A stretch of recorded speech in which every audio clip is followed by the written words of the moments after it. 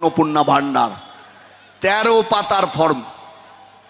এই ফর্ম দেওয়ার পরে বলে দেওয়া হলো ফর্ম ফিল আপ করলেই যে আপনি পাবেন এর কিন্তু গ্যারান্টি নেই।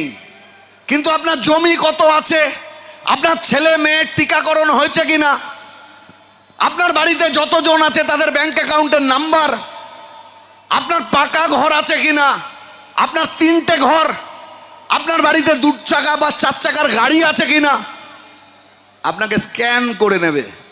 আপনার যা আছে সব সরকারকে জানিয়ে দিতে হবে। লোকে ভয় পেয়ে গেল, সরকার কেন এটা চাইছে? তাহলে এর পরের ধাপ কি? মমতা বন্দ্যোপাধ্যায় ধরা যাক 1 লাখ লোককে 1,500 টাকা করে দিত, এরা 30 থেকে 40 হাজারকে 3,000 করে দেবে। তাহলে গড়পড়তা হিসেব একই থাকলো, আরও দেখাতে পারলো যে দেখো আমি এইটা করলাম। কিন্তু যে কথা বলে এসছিল রান্নার গ্যাস বিজেপি সরকার এলে 450 টাকায় দেবে বলেছিল তো, আজকে কত টাকা দাঁড়ালো? 961 টাকা, হ্যাঁ 990 টাকা। দিল্লিতে, চেন্নাইতে, মুম্বাইতে এর থেকে অনেক কম, 960, 62, 941, 942 এই দাম। তাহলে আমাদের এখানে এত বেশি টাকা দিয়ে নিতে হবে কেন? ডাবল ইঞ্জিন সরকার করে এখানে লাভ কি হলো? ও বলেছিল যদি বিজেপি সরকার আসে 200 ইউনিট বিদ্যুৎ ফ্রি। এখন দেখা যাচ্ছে জুলাই মাস থেকে বিজেপি সরকার আবার প্রিপেড স্মার্ট মিটার বসানো শুরু করবে। মিলিয়ে নেবেন কথা। বহু মানুষ তারা বিদ্যুতের সাশ্রয়ের জন্য এই গরমেও রিচার্জ করবে না, 2 ঘন্টা 3 ঘন্টায় গরমে ঘামতে থাকবে, ছেলে মেয়ের পড়া বন্ধ হবে, অসুস্থ লোক ঘরের মধ্যে ওই গরমে আরো অসুস্থ হবে। কিন্তু টাকা সাশ্রয় করবার জন্য মানুষকে এই রাস্তায় যেতে হবে।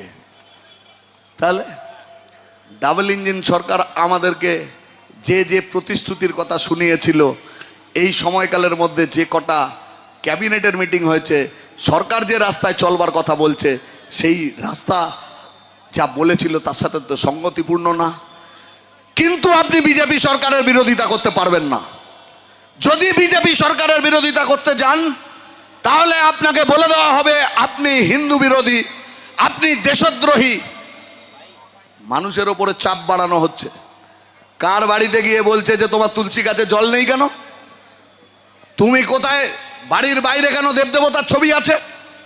ঘরের ভেতরে ঢুকে যাচ্ছে, গিয়ে বলছে এইখানে তুমি রেখেছো ভগবানকে। তাহলে কে হিন্দু তার পরীক্ষা প্রমাণ বিজেপির নীতি পুলিশদের কাছে হাজির করতে হবে। আজকে বিজেপি বাংলার মানুষকে এই প্রমাণের সামনে দাঁড় করাচ্ছে। ছেলেমেয়েরা আড্ডা মারে, চায়ের দোকানে ভিড় করে, সেখানে গিয়ে বলছে যে মা বোনেরা সব বসতে পারে, ভদ্রভাবে বসবে, এদিক ওদিক কিছু করা যাবে না। তাহলে কে কি খাবে, কে কি পরবে, কে কার সাথে ঘুরবে, সব কিছু ঠিক করবার দায় এবং দায়িত্ব নিয়ে নিচ্ছে এই নব্য বিজেপি। তারা একটা ভয়ে ঢুকছে। স্লোগান ছিল কি, ভয় আউট ভরসা ইন। এখন কি হচ্ছে? কুরবানি বন্ধ হয়ে গেল। এমন আইন, পুরনো আইনটাকে এমনভাবে বলবৎ করলো, সরকার চাইলে যে রাস্তা ছিল সেই রাস্তায় গেল না। কিন্তু এর তো একটা আর্থিক দিক আছে। যে পরিমাণ লোক গোপালন ব্যবসার সঙ্গে যুক্ত, ক্ষতিগ্রস্ত তারা হয়ে গেল। সরকারি কর্মচারীরা পোস্টাল ব্যালট খুললে দেখা গেল কেন্দ্রের পর কেন্দ্রে বিজেপি জিতেছে।